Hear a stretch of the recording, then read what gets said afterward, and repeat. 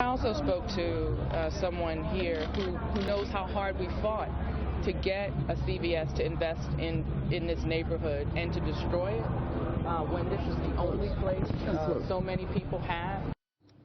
Baltimore's mayor talking about the major effort it did take to get a CVS to come into the poor Baltimore community, which really became ground zero for the riots yesterday that led to the looting and destruction of the same CVS. Will it ever come back? Let's bring in our panel. We have Matt Welch, Reason Magazine editor-in-chief, Sabrina Schaefer, Independent Women's Forum executive director and Forbes contributor, and our own Adam Shapiro.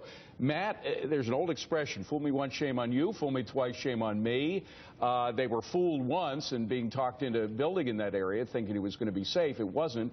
Will they be fooled again? Well, I don't know if we know that they were fooled into building something there, right? I mean, well, they were pressured into coming. They had a combination of pressure and various luring techniques. First of all, luring techniques should not be made to individual corporations and businesses. If you want to boost business in your city, create an overall climate of public safety, of where a community feels like it could be protected by its police force, and lower taxes and regulations. Don't do specific individual deals, because that is cost inefficient in many ways. But this is a black swan event. This doesn't happen to every CVS in the country. We're not seeing riots, property damaging riots all over the country. But Sabrina, the fact is that in these poor communities, we may get used to seeing CVS on every corner in New York or Washington or LA, but in these poor communities, you have to 2 miles in order to get to a drugstore. If you're a mother with a sick kid at night, that's a real problem.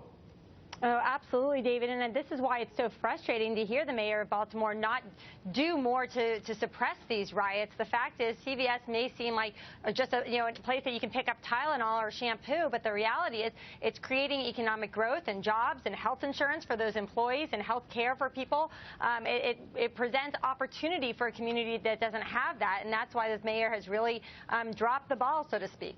Well, Adam, I'm thinking that if CVS is to go back, they're going to have to be offered all kinds of incentives to go in there, right? Well, it sounds as if the city's already given them incentives. There are 22 CVS stores in Baltimore, so the bottom line is going to be whether CVS can make money having a store in the neighborhood. If the mayor can assure them, that there will be security going forward, then perhaps they'll just look at the bottom line and say, look, we can make $1 here, and there is a need that needs to be served, so they would return. Matt, would you believe this mayor concerning security? No. I mean, Baltimore has a long-standing problem with its police force that the Baltimore Sun and other outlets have been showing for years. So, no, I don't think you can trust the political establishment of Baltimore to get its public safety and its police community relations intact. Sabrina, there was a time, we didn't have riots like this, but there was a time in New York where our crime rate was much higher than it was now. I was living here in the 80s and 90s when it was terrible. The murder rate was 5 times what it is now. Giuliani changed all that with cracking down on crime. I don't see any sign that's going to happen, that we got a mayor in Baltimore that has the same kind of determination. No, certainly not. I mean, New York is a case that every city should turn to. They initiated really, first of all, they elected, the people of New York elected a real leader, and he initiated real policy changes that were effective. There's nothing that says that Baltimore can't do this, but I think it's so much, right, from the education system to the economy that needs to be overturned and restarted. All right. Let's move on. A sort of a related topic, from small cities in the Midwest to major cities in the Northeast. These riots really can happen anywhere. And if the cops can't or won't stop the destruction of property and businesses, will the business owners have to take matters into their own hands? Sabrina, what do you think?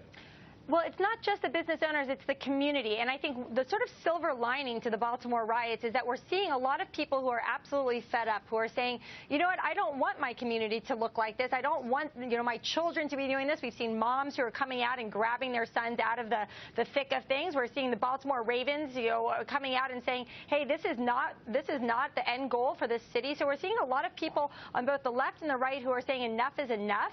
This is not how you solve societal problems. Although, Adam, as we look at live pictures from Baltimore, let's hope this doesn't happen another day. We do have the National Guard in force there, but, there are a lot of people crowded around with too much time in their hands.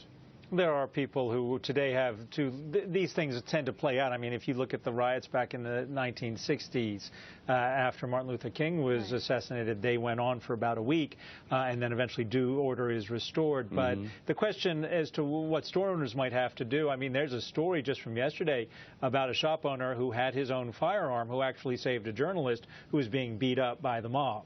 So I think that answers the question, is that there are store owners who are going to feel, and probably will and should, protect themselves as best they know how, whether that's having the kind of corrugated steel on the front of your windows that you drop at night, or whether it's having a firearm when you're in the store. Well, then, Matt, if that's so, what's the purpose of police? Well, police are there when no one else can come. I mean, we are our own first line of defense, and this is true around the world. I mean, and the first line of cleaning up the problem in Baltimore is actually the community. A lot of people in the community are around and cleaning up the mess from all the rioters last night. So that is always the case. We have to take care of ourselves first. And just to underline, you know, 1968, those Martin Luther King riots, those devastated whole neighborhoods for decades. You could still see that. I lived in Washington, D.C. in 1968. I was a kid, but I went by there. My dad took us by there. The smell and the destruction remained for at least a good 15 years until Washington began to gentrify. So here's hoping that this can be kind of nipped in the bud now. We don't see a lot of repeat around the country. Let's hope so, for Baltimore's sake. Meanwhile, Liz, we got more coming up. Yes, of course, there are new